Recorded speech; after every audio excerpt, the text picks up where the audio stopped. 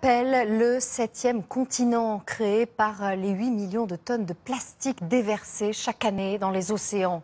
Venir à bout de ce tragique phénomène est l'un des enjeux du siècle.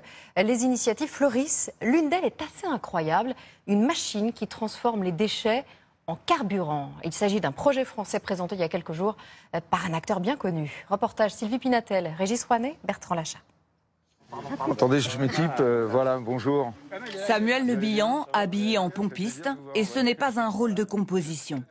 C'est un grand jour pour lui et pour son association. L'année dernière, vous nous avez donné ça comme objectif. Vous avez dit, si vous faites rouler les camions poubelles plus étayés, vous aurez réussi quelque chose. On aura tout gagné. Voilà, on a réussi. Depuis 6 ans, il travaille à ce qui est pour lui un combat, transformer le plastique en carburant. À ses côtés, François Danel, un ami de longue date qui a dirigé l'association Action contre la faim.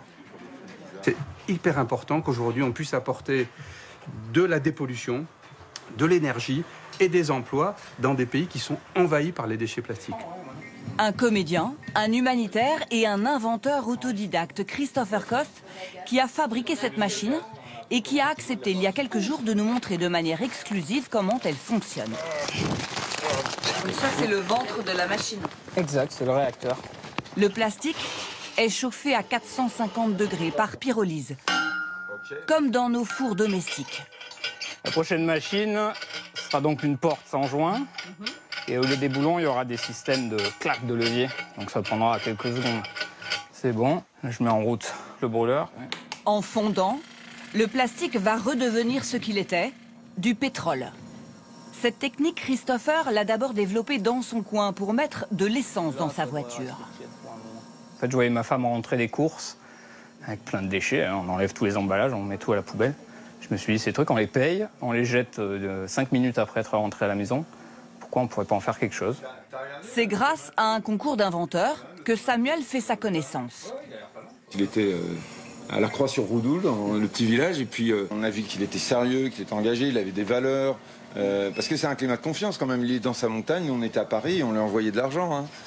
C'est une prise de conscience partagée.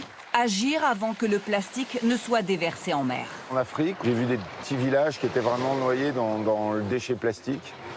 Et le bétail qui mangeait du déchet plastique. Et il y a une vraie mortalité du cheptel en Afrique qui est de l'ordre de 30%. Notre modèle de développement industriel s'est répandu dans le monde et dans des pays qui n'ont pas eu le temps de mettre en place la gestion des déchets. Donc je trouve qu'on a un devoir d'offrir des solutions. 1 heure s'est écoulée depuis la mise en marche. Voilà, parti. Voilà, là on commence à tirer du gasoil. Voilà. Voilà, on entend la pompe qui s'est mise en marche. Et voilà. Ça, c'est du carburant de plastique. Et voilà 2 mois que les camions de Puget-Théniers roulent avec.